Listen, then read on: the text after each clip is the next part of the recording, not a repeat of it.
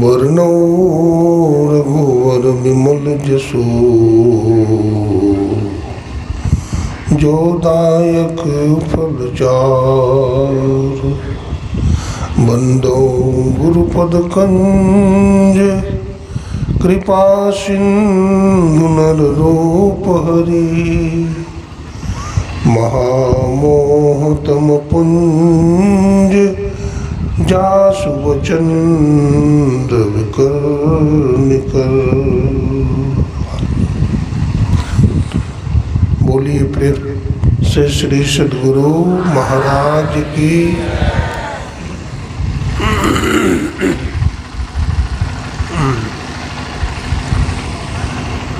आवागमन के चक्र को मिटाने वाले, त्रैतापों को जलाने वाले तथा जीवात्मा को परमात्मा से मिलाने वाले, त्रैलोक पावन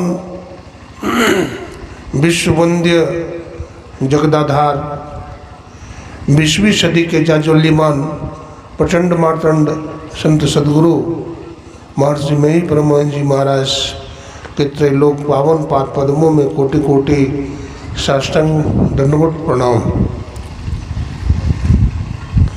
उनके मस्तिष्क स्वरूप ब्रह्मलीन पूज्यपाद महर्षि संत सभी परमहंस जी महाराज, उनके हृदय स्वरूप पूज्यपाद ब्रह्मलीन महर्षि साई स्वामी जी महाराज तथा संतमत के वर्तमान आचार्य महर्षि हरिनंदन परमहंस जी महाराज के चरण कमलों में कोटि कोटि नमन करते हैं, कोटि कोटि प्रणाम करते हैं। मंच पर विराजमान हमारे परम आदरणीय स्वामी विमलानंद बाबा, स्वामी महेंद्र बाबा, हमारे स्वामी विवेकानंद जी महाराज, साधु समाज तीर्थों को भी पावन करने वाले मुदमंगलमय संत समाज तथा हमारे आयोग गण श्रद्धेय श्री अनिल बाबू तथा हमारे गोड्डा जिला संतमत सत्संग समिति के माननीय मंत्री महोदय रामचरित बाबू, सत्संग प्रेमी सज्जनों, भक्तिमती माताओं बहनों, सबको नमन करते हैं, सबको प्रणाम करते हैं।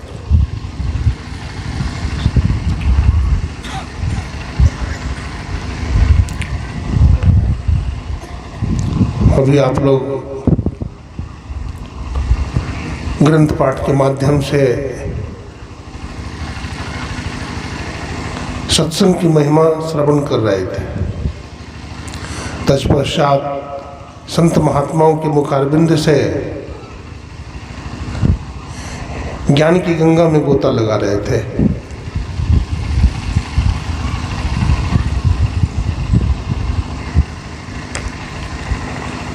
संसार का हर जीव, हर प्राणी शांति चाहता है। कोई भी ऐसा प्राणी न है संसार में जो दुख और अशांति चाहता हो।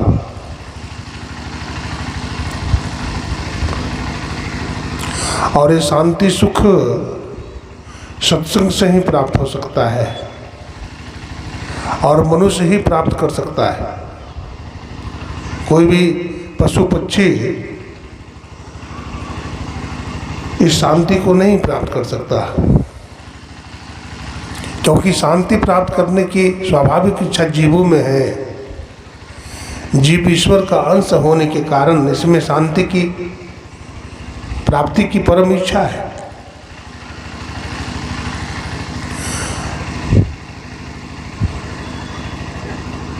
गोस्वामी तुलसीदास जी महाराज लिखते हैं, ईश्वर अंश जीव अविनाशी, चेतन अमल सहज सुख राशि। ईश्वर अंश जीव, जीव ईश्वर का अंश है, चेतन है, निर्मल है और अविनाशी। हमारे गुरुदेव कहते हैं, जीवात्मा प्रभु का अंश है, जस अंश नभ को देखिए, घटमट प्रपंचन जब मिटे, नहीं अंश कहना चाहिए। जीवात्मा परमात्मा का अंश है। अभी हम लोग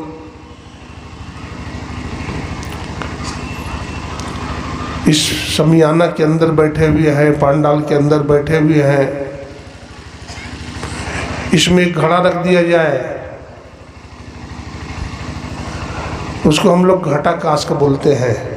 घट के अंदर जो आकाश है उसको घटाकाश बोलते हैं।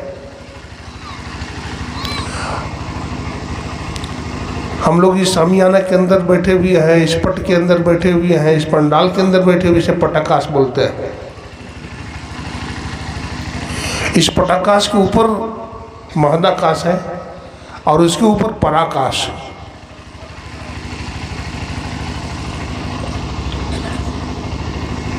एक घेरा है, एक बाउंड्री है। ये घेरा परमानेंट नहीं है, इसे वेदांत में उपाधि बोलते हैं। जगत गुरु शंकराचार्य जी महाराज कहते हैं, ब्रह्म सत्यम जगन मिथ्या जीवो ब्रह्म है बराबर। एकमात्र ब्रह्म की ही सत्ता है, ब्रह्म ही सत्य है। और संसार कैसा है तो बोलते हैं मिथ्या है, झूठा है, असत है। जीव ब्रह्म ही है, लेकिन उपाधि भेद के कारण ये जीव कहलाता है। इस उपाधि को तोड़ना, दुख से दूर हो जाना है, आवागमन के चक्र से छुट्टी पा लेना है।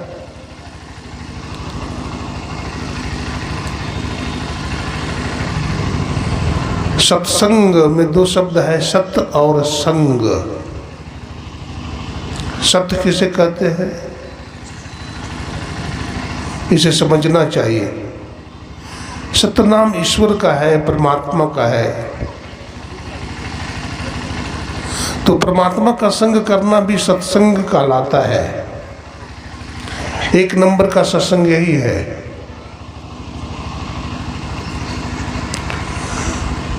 दूसरे नंबर का सत्संग क्या है? अगर ईश्वर का साक्षात्कार नहीं हुआ, ब्रह्म का साक्षात्कार नहीं हुआ, तो संत है संसार में, संतों का संग कर लिया तो भी सत्संग हो गया। ये दूसरे नंबर का सत्संग है।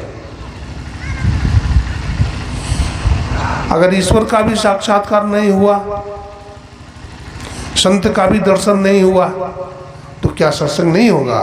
तो भी सत्संग होगा। उनकी वाणियाँ हैं, संत की वाणियाँ हैं। संत की वाणी का संग करते हैं, उनका पाठ करते हैं, उनको समझते बूझते हैं, ये भी तीसरा कोटि का सत्संग हो जाता है। सज्जनों, सत्संग की बड़ी भारी महिमा है। एक बार भगवान विष्णु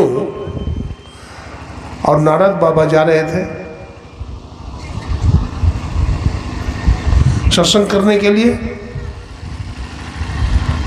सत्संग का शुभारंभ हुआ। सत्संग की समाप्ति हो गई। देवर्षि नारद ने कुछ जिज्ञासा किया भगवान विष्णु से कि प्रभु, हमारे मन में कुछ जिज्ञासा है, कृपा कर बतलाए। भगवान विष्णु ने कहा, नारद जिज्ञासा करो, क्या जिज्ञासा है?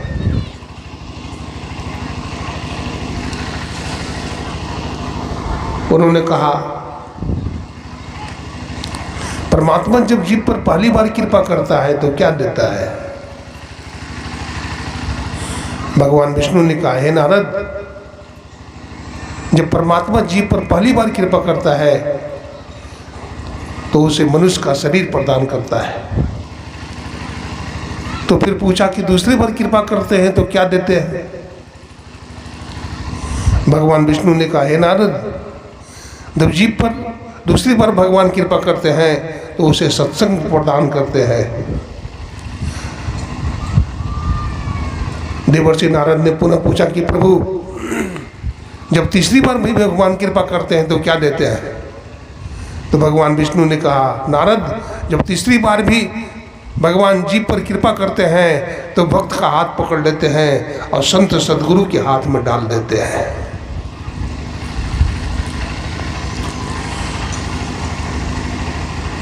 जब तक जीव को सदगुरु नहीं मिलते हैं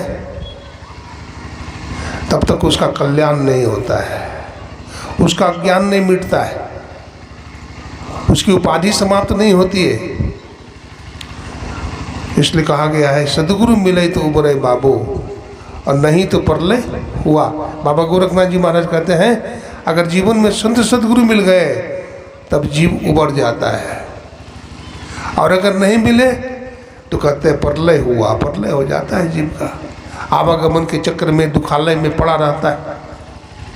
ये संसार का सृजन हुए, सृष्टि हुए लगभग 2.25 अरब वर्ष हो गए और तब से जीव संसार में पड़ा हुआ है, जन्म लेता है, मरता है। भगवान बुद्ध ने कहा मनुष्य इतना बार जन्म लिया है, अगर उसके हड्डी के ढांचे को जमा किया जाता तो हिमालय पहाड़ बन जाता। इतना बार जन्म लिया है, यदि उसके अश्रुकण को जमा किया जाते तो प्रशांत महासागर और हिंद महासागर बन सकता है। कठोपनिषद के ऋषि ने कहा उत्तिष्ठत जागृत प्राप्य वरान्निबोधत चुरस्य धारा निशिता दुरत्तया दुर्गम पथस्तत् कवियो वदन्ति। अरे अविद्याग्रस्त लोगों, उठो, अज्ञान निद्रा से जागो और तत्ववेता ब्रह्मज्ञानी के शरण में जाओ। जिस प्रकार छोरे की धार तीक्ष्ण और दुस्तर होती है, तत्वज्ञानी लोग उस मार्ग को वैसा ही दुर्गम बताते हैं। तो उपनिषद के ऋषि जागने की बात करते हैं। चराचर प्राणी सोया हुआ है अज्ञान की निद्रा में,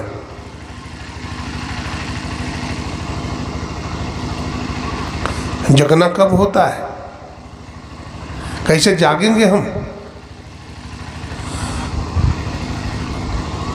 जब हम सत्संग में जाएंगे। जगना सत्संग में होता है। इसलिए गोस्वामी जी ने कहा तात स्वर्ग अपवर्ग सुख धैर्य तुला एक अंग अतुल न ताहि सकल मिली जो सुख लब सत्संग। स्वर्ग के सुख को एक पलड़ा पर रखा जाए और सत्संग के एक पल के सुख को दूसरा पलड़ा पर रखा जाए तो सत्संग का पलड़ा भारी हो जाता है। मज्जन फल देखिए तत्काला काक होई पिक बको मराला। बिनु सत्संग विवेक न होई राम कृपा बिनु सुलभ न सोई। बिना सत्संग का विवेक नहीं होता, जब तक राम की कृपा नहीं होती तब तक सत्संग भी नहीं मिलता है।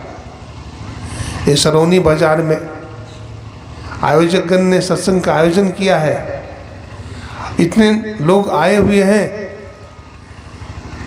भगवत कृपा है उन पर। अगर भगवत कृपा नहीं होती तो सत्संग में नहीं आ सकते थे।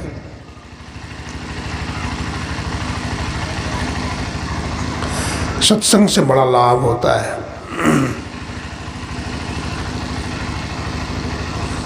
सत्संग से बहुत लाभ होता है। भगवान शंकर और माता पार्वती कैलाश पर्वत पर विराजमान है। माता पार्वती भगवान शिव से पूछती है, हे स्वामी सत्संग की महिमा बताइए। तो भगवान शिव कहते हैं, हे पार्वती, व्यक्ति के एक मुख करोड़ हो जाए, करोड़ों मुख में करोड़ों जिह्वाएं हो जाए, एक एक जिह्वा पर एक सरस्वती विराजमान हो जाए और वो सत्संग की महिमा का बखान करें तो सत्संग की महिमा का बखान नहीं कर सकते। गिरिजा संत समागम सम्र लाभ कछुआन बिनु हरि कृपा न होय सो गावे है वेद पुराण। हे गिरजे, हे पार्वती, सत्संग की महिमा का वर्णन क्या करूं? सत्संग से बड़ा लाभ दुनिया में है ही नहीं। सत्संग सबसे बड़ा लाभ है। अगर जीवन में सत्संग मिलता है तो सब कुछ मिल जाता है, और जो सत्संग में मन नहीं लगाता, कुसंग में फंस जाता है, उसका सब कुछ बिगड़ जाता है। वो आवागमन के चक्कर में पड़ा रहता है। 60 से 60 व्यक्ति का भी सत्संग से सुधार हो गया है। गोस्वामी जी कहते हैं, 60 सुधरहि सत्संगति पाई, पारस परसि कुधातु सुहाई, मज्जन फल देखिय तत्काला, काक होय पिको बकऊ मराला। सत्संग की बड़ी महिमा है। सत्संग को हम पकड़ें, सत्संग को हम समझें। गोस्वामी जी कहते हैं, सुनी समझहि जन मुदित मन, मज्जहि अति अनुराग, लहहि चारि फल अच्युत तनु, साधु समाज प्रिया। सत्संग में जाकर के सत्संग की बात को सुनिए। 4 फल मिलेंगे। क्या क्या फल मिलेंगे? तो कहते हैं धर्म, अर्थ, काम और मोक्ष। तो सबसे पहले सुनने की बात करते हैं। सत्संग में आकर के पहली कसौटी है कि हम ध्यान से सुने और सत्संग में कोई वार्तालाप न करें, बातचीत न करें। बिल्कुल जड़ हो जाए, शांत हो जाए, वक्ता की वाणी को सुने आप। जैसे चकोर चांद को देखता है, श्रोता को गुरु महाराज की तस्वीर की ओर देखना चाहिए और मन को एकाग्र रखना चाहिए।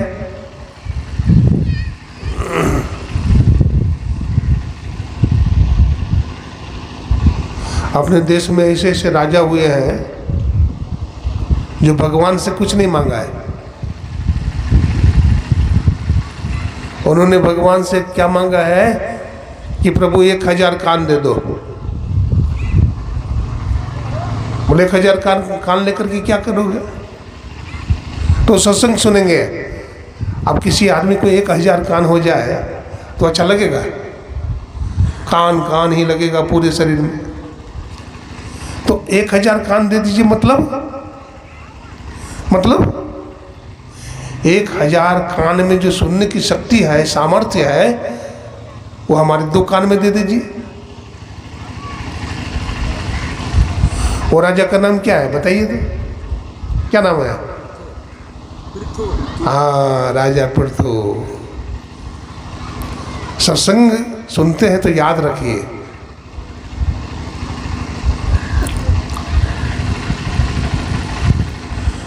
सत्संग से बड़ा लाभ है। कबीर साहब कहते हैं कितना लाभ है? तो यही सत्संग में लाभ बहुत है। यानी जो भगवान शिव ने कहा बहुत बड़ा लाभ है, इससे बड़ा लाभ दूसरा है ही नहीं। वही बात संत कबीर साहब भी कर रहे हैं। यही सत्संग में लाभ बहुत है। तुरंत मिलावे गुरु से, मूर्ख जन कोई सार न जाने, सत्संग में अमृत बरसे। सत्संग में अमृत की वर्षा होती है।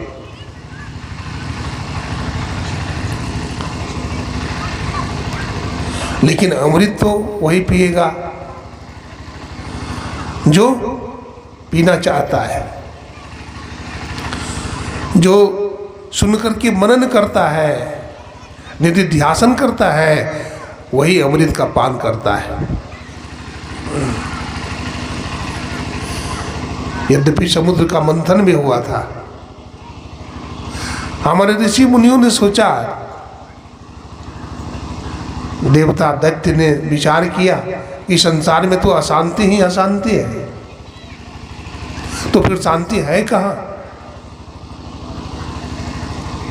तो पता चला कि समुद्र में अमृत है। अमृत पी करके अमर हो जाएंगे, शांति मिल जाएगी। इसलिए समुद्र का मंथन किया गया।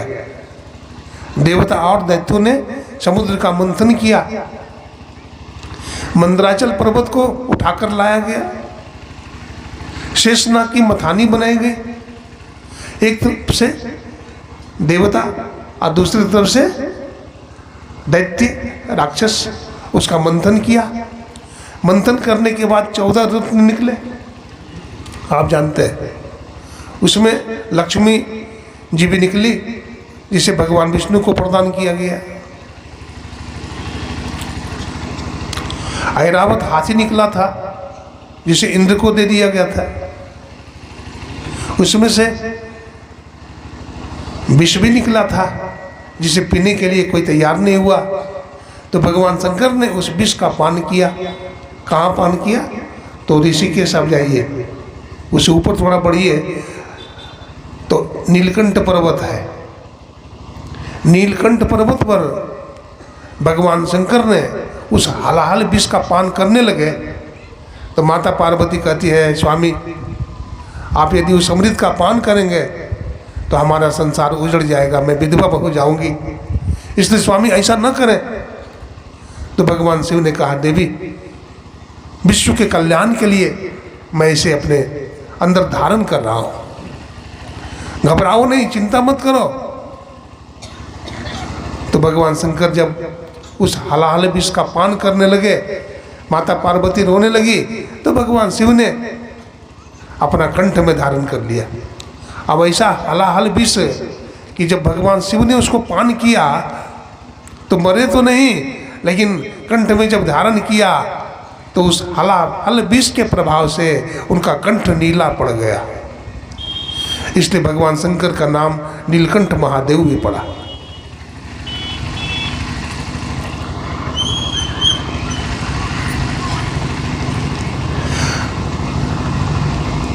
अमृत है वो कहाँ? अमृत की चर्चा कर रहे थे।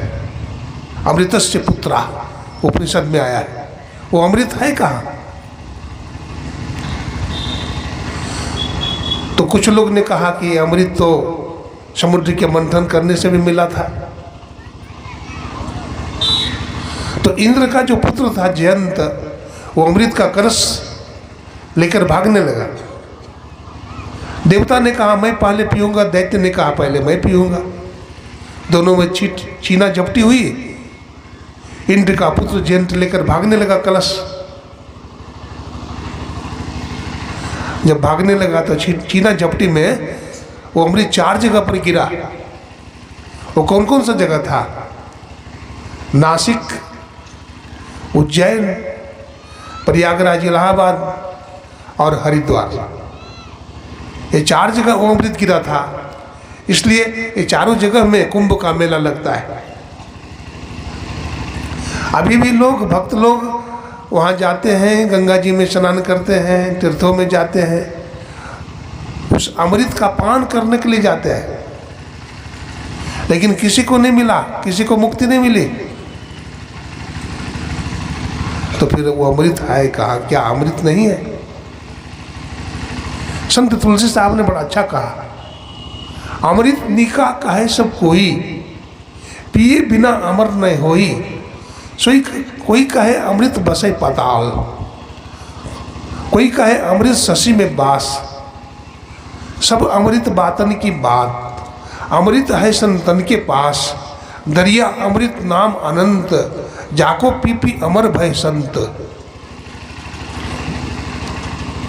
तो वास्तव में अमृत कहाँ है? संत के पास है। संत अमृत लुटाते हैं, बांटते हैं। संत इसे पीकर अमर हो जाते हैं। हमारे गुरुदेव ने कहा, शांति को जो प्राप्त कर लेते हैं संत कहलाते हैं।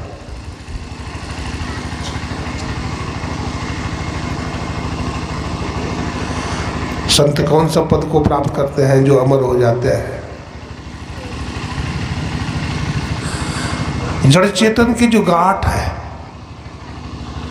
उपनिषदकार लिखते हैं, विद्यते हृदय ग्रंथिस छिद्यन्ते सर्व संशया क्षीयन्ते चास्य कर्माणि तस्मिन् दृष्टि परावरे।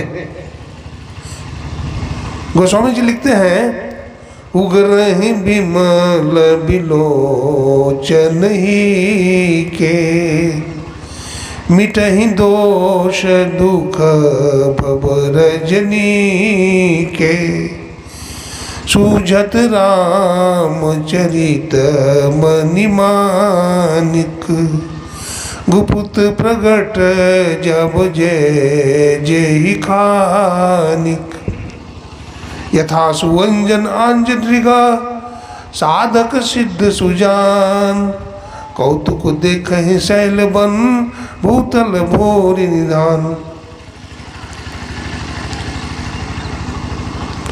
वो अमृत कहाँ मिलेगा?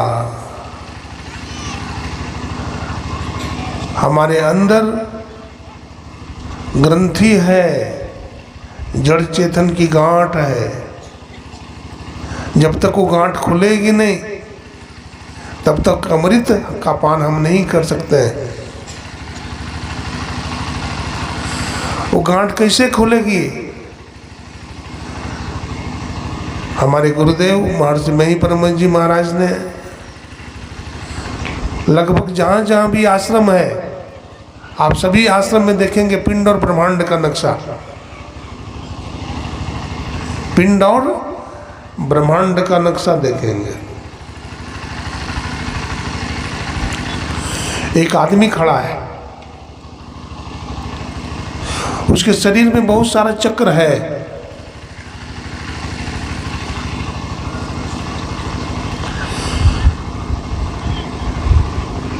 आंख से नीचे वाला भाग को आंख से नीचे वाला भाग को पिंड का, और आंख से ऊपर वाले भाग को ब्रह्मांड का।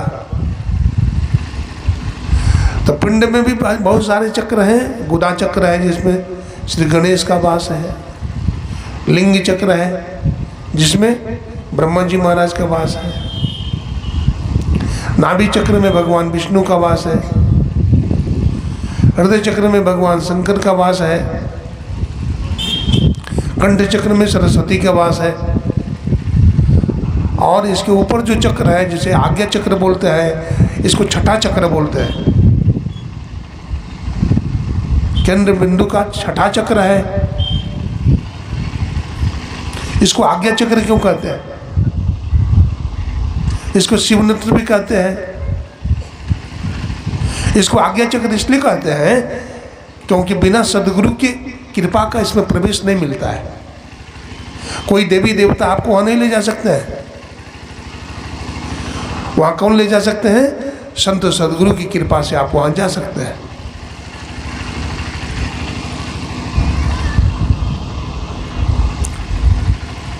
इसलिए दीक्षा का बड़ा महत्व है। जब तक हम दीक्षा ग्रहण नहीं करेंगे, साधन भजन नहीं करेंगे, तब तक जड़ और चेतन की गांठ जो है खुलेगी नहीं, और उस अमृत का पान हम नहीं करेंगे, और हमें मोक्ष की प्राप्ति कभी भी नहीं हो सकेगी। दीक्षा का अर्थ समझिए। बहुत लोग दीक्षा का अर्थ नहीं समझते। दीक्षा क्या है? हमारे सनातन धर्म परंपरा में दीक्षा में दो शब्द है, दी और छा। दीयते अत्यंतम ज्ञानम इति दी, और क्षयंती पापाणी इति क्षय। सदगुरु जो हमें मंत्र प्रदान करते हैं, उसको हम जपते हैं तो हमारा जो पाप है, ताप है, वो नष्ट होता है, क्षय होता है। इसी को दीक्षा बोलते हैं। यदि शैल समम पापम विस्तीर्णम बहुयोजनम विद्युते ध्यान योगेन नान्यो भेद कदाचन। जन्म जन्मांतर का जो पाप है वो नष्ट हो जाता है यदि हम ध्यान करते हैं, साधना करते हैं।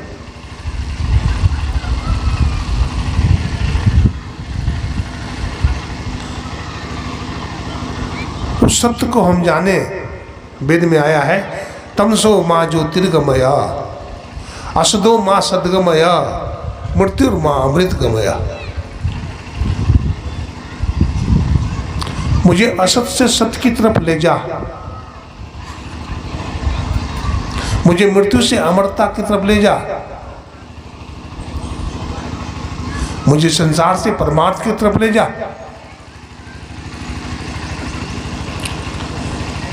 हम संसार में बंधे हुए हैं, हम संसार में फंसे हुए हैं। हमने मकड़ जाल बना लिया है।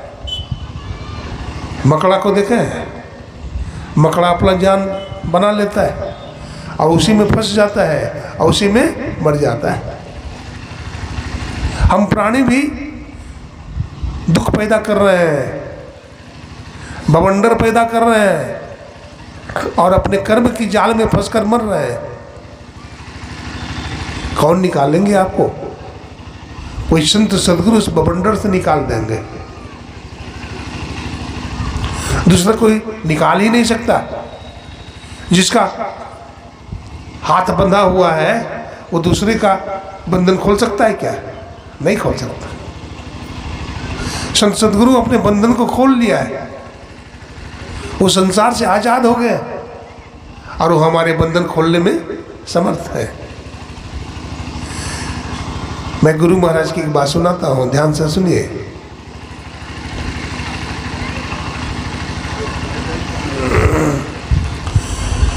एक कोई किसान था, उसको एक बेटा था। बेटा 8वीं क्लास में पढ़ता था। तो किसान अपना बेटा को कुप्पा घाट भागलपुर ले गया, गुरु महाराज का दर्शन कराया।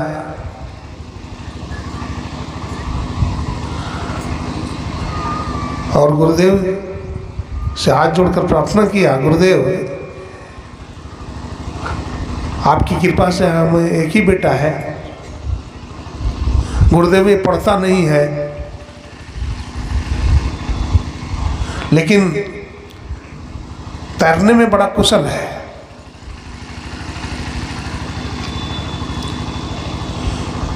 तैराकी विद्या में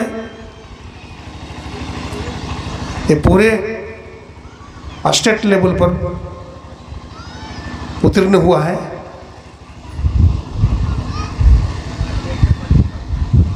इसको आशीर्वाद दिया जाए। गुरु महाराज ने अपना वरद हस्त उसके माथे पर रख दिया।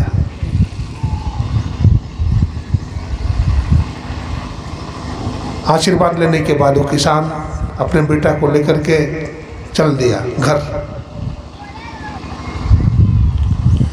घर आया किसान तो खेती के काम करता ही था। श्रावण का महीना, वो खेत में हल जोत रहा था। उसका इकलौता बेटा पिताजी के लिए भोजन लेकर के आया खेत में। पिताजी भोजन कर लीजिए। पिता ने कहा बेटा रख दो, मैं हल चला रहा हूँ। बेटा ने कहा पिताजी मैं जाता हूँ स्नान करने के लिए। बोला कहाँ जाओगे स्नान करने के लिए? बोला कोसी नदी में स्नान करूँगा। बोला बेटा बरसात का दिन है, कोसी नदी में बाढ़ आया हुआ है और कोसी नदी तो बहुत खतरनाक नदी है। कोसी नदी को बिहार का शोक कहा गया है। इतनी उटपटांग नदी, इतना बाढ़ आना, फसल नष्ट हो जाना, बह जाना, इसलिए बिहार का शोक कहा गया है। बेटा तुम मत जाओ, डूब जाओगे। नहीं माना, वो भागने लगा। अंत में उसके पिता ने हल खड़ा कर दिया और बेटा को के पीछे पीछे भागा। अब उसके साथी लोग तैर रहे थे कोसी नदी में। वो पुल पर चढ़ा और पुल पर से कूद गया। बाप देखते रह गया। उसका बेटा ने डुबकी लगाकर मिट्टी को पकड़ लिया और नदी के उस पार में निकला, फिर उधर से गोता मारा, फिर बीच नदी में आ गया, कोसी में। नदी में भंवर होती है, भंवर। वो भंवर के पास आ गया।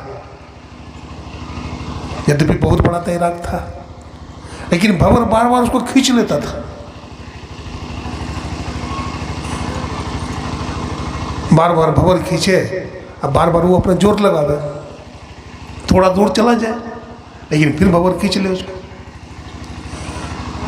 थक गया वो, तैरते तैरते थक गया, पानी पीने लगा, डूबने लगा। जब डूबने लगा तो गुरुदेव से प्रार्थना करता है, हे गुरुदेव, हे नहीं बाबा, मैं आपका शिष्य तो नहीं हूं, लेकिन मैंने आपको गुरु मान लिया है। आपने मुझे आशीर्वाद दिया था, आपने हमारे माथे पर हाथ रखा था। अब मैं मर रहा हूं, डूब रहा हूं, मुझे बचा लीजिए। जब इतना मनी मन बोला तो एक टायर बहते हुए आने लगा। वो टायर को पकड़ लिया और टायर को पकड़ करके तैरना शुरू किया। अब टायर मिल जाए तो कुछ सहारा मिल जाता है। अब टायर के सहारे तैरने लगा, तैरते हुए बहुत आगे बढ़ गया भंवर से, पूरा भंवर उसको खींच लिया। इस तरह से बार बार आगे बढ़े, भंवर उसको खींच ले। जब वो थक गया, फिर पानी पीने लगा, तो टायर को हाथ से धक्का मार दिया। बोला, गुरुदेव, यदि बचाना है तो टायर हमारी रक्षा नहीं करेगा। यदि आपको बचाना है तो अपना बर्दहस्त बढ़ाइए, आपकी हाथ बहुत लंबी है, संत की हाथ बहुत लंबी होती है। अपना बर्दहस्त बढ़ाइए और मुझे बचा लीजिए, वरना मुझे डूबने के लिए छोड़ दीजिए। सज्जनों, क्या होता है, एक लंबी हाथ आता है और हाथ क्या करता है, उसके बाल को पकड़ करके किनारे में ले जा करके छोड़ देता है और उसके प्राण की रक्षा हो जाती है। इस भंवर से बचाने वाले, आवागमन के चक्र से बचाने वाले वही संत मिलेंगे। इसलिए बाबा गोरखनाथ ने कहा, सदगुरु मिले तो उभरे बाबू, नहीं तो परले हुआ। स्वामी विवेकानंद जी महाराज ने शिकागो के धर्म सम्मेलन में एक दिन सदगुरु के ऊपर बोला। विवेकानंद जी महाराज जब प्रवचन बोल रहे थे तो उनकी आंखों से क्षमा क्षमा आंसू बरस रहे थे। गुरु गुरु शब्द बोलते थे और आंख से आंसू टपकता था।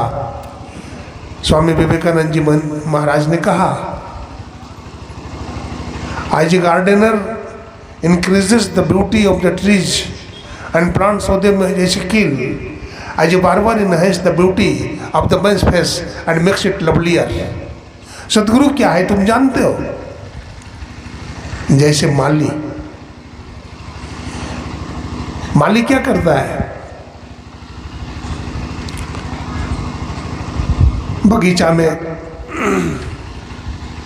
बगीचा को सींचता है, फूल को सींचता है, सुंदर सुंदर फूल खिल जाते हैं। कारपेंटर बड़ी लकड़ी से सुंदर टेबल कुर्सी बना देता है, खिलौना बना देता है। कुंभकार मिट्टी से सुंदर घड़ा तैयार कर देता है।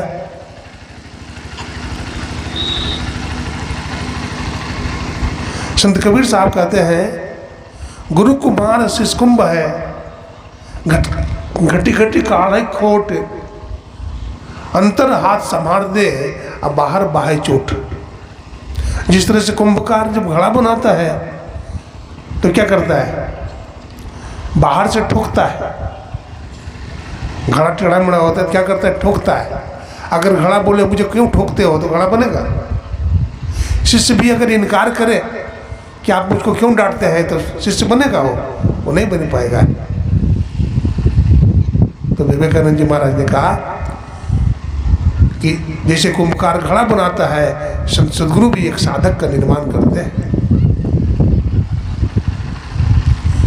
जब विवेकानंद जी महाराज का प्रवचन चल रहा था तो एक अंग्रेज ने कहा, एक सदगुरु क्या बला है। स्वामी विवेकानंद जी ने कहा, तुम आज एक विवेकानंद की प्रवचन सुन करके दंग रह गए हो, अवाक रह गए हो। हमारे गुरुदेव रामकृष्ण परमहंस जी महाराज एक संत हैं, अगर वो चाहे तो हजारों और लाखों विवेकानंद को खड़ा कर सकता है।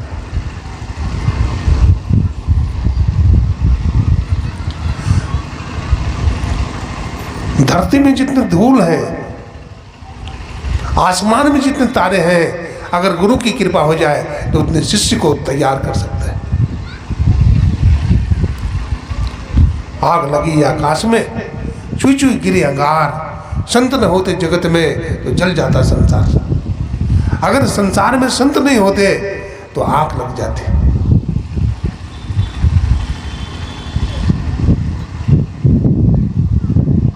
जब द्रव दीन दयाल राघव साधु संगति पाइए, जहीं दरस पर समागमादिक पाप राशि नसाइए। सत्संग सुख तभी मिलता है जब हमारा भाग्य उदय होता है। शरौनी की धरती पर यह सत्संग हो रहा है और कितनी बार यहाँ के भक्तों ने आयोजन करवाया है। इसका पुण्य बढ़ता जा रहा है और सत्संग कराने वाले भक्तों की संख्या भी बढ़ती जा रही है। इस बार हमारे आदरणीय अनिल भगत जी करवा रहे हैं। गत वर्ष कोई और भगत करवाए थे। इस तरह से परंपरा चलती रहेगी।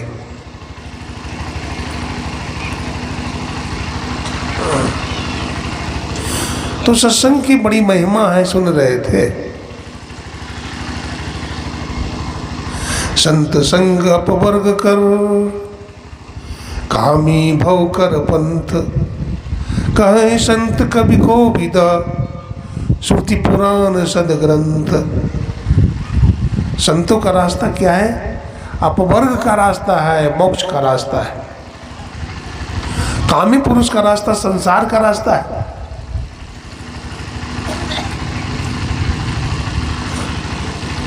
हम सत्संग को पकड़े,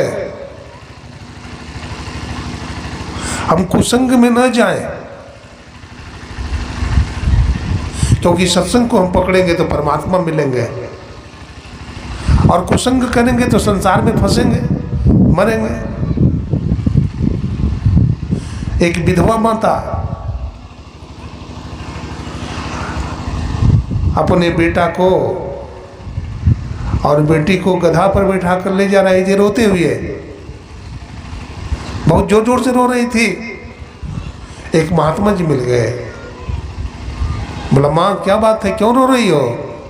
बोला, बाबा क्या बताऊं, यही हमारा बेटा और बेटी है। मैं अमुक राजा के राज्य में रहती हूँ। राजा साहब ने मुझे निकाल दिया है, हमारी जमीन दखल कर लिया है और हमें घर से बाहर कर दिया है, इसलिए रोती हूँ। तो महात्मा जी ने कहा, मैं एक युक्ति बता देता हूँ, मैं जैसा बता रहा हूँ ऐसा करना, राजा का मन बदल जाएगा और तुम्हारी जमीन मिल जाएगी, तुम्हारा घर भी वापस कर देगा, जाओ। बोला, क्या युक्ति बाबा? महात्मा जी ने कहा,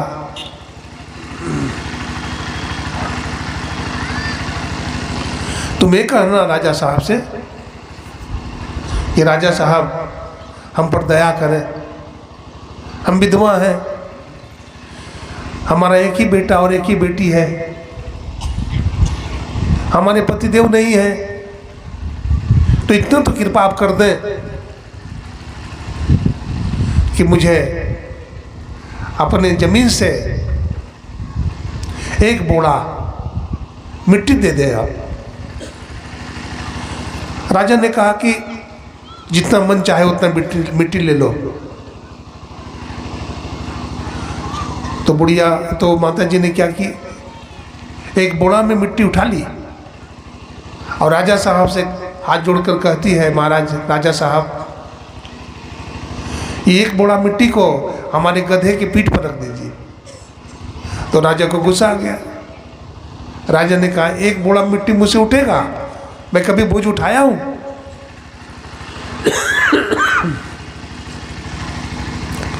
तो मौका लग गया। वो माता जी बोलती है, राजा साहब, आपसे एक बोरा मिट्टी नहीं उठा तो आपसे इतना बड़ा मकान उठेगा? बताइए, आप इतना बड़ा मकान उठा कर ले जाएंगे? राजा का दिमाग चकरा गया, उसकी बुद्धि बदल गई, उसका मन बदल गया। और वो राजा साहब ने कहा, जाओ तुम इसी मकान में रहो और अपना पूरा बगीचा उस बुढ़िया के नाम से, विधवा के नाम से रजिस्ट्री करवा दिया। बुढ़िया खुशहाल हो गई और उस घर में रहने लगी। हम भी इस संसार से कुछ नहीं ले जा पाएंगे। ले जा पाएंगे क्या? ये शरीर भी नहीं जाएगा साथ में, मकान क्या जाएगा, दुकान क्या जाएगा, ये संतान क्या जाएगा? कुछ भी नहीं जाएगा। इस संसार में कोई अपना नहीं है, सब कुछ छूटने वाला है।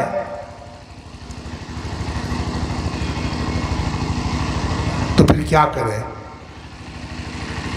फिर सत्संग का सहारा लीजिए, फिर सत्य का सहारा लीजिए। अगर सत्य का सहारा ले लेंगे तो आपका हर काम बन जाएगा।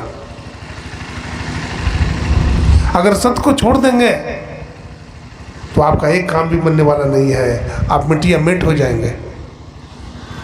आप इतना रोएंगे कि आपकी आंसू को पोंछने वाला दुनिया में कोई नहीं मिलेगा। इसलिए गोस्वामी जी ने कहा, सुनी समझहि जन मुदित मन, मज्जहि अति अनुराग, अल्लाह ही चार फल अच्युत तनु, साधु समाज परियाग। सत्संग में आइए तो सत्संग की बात को ध्यान से सुनिए, और सुनिए नहीं इस कान से सुनिए उस कान से निकाल दीजिए, नहीं। हमारे वेद में आया है, बुद्धि जो कीजिए, ओम युंजाना प्रथम मनस्तत्वाय सविता धियम, अग्निर्ज्योति निचाइए पृथ्वी आध्या भरत। बुद्धि जो कीजिए, तो बुद्धि जो क्यों कहा? सत्संग कीजिए, बुद्धि जो का मतलब सत्संग कीजिए। तो बुद्धि का योग क्यों करें? हमारी बुद्धि ठिकाने में नहीं है तब ना। बुद्धि योग करने के लिए ऋषि ने कहा।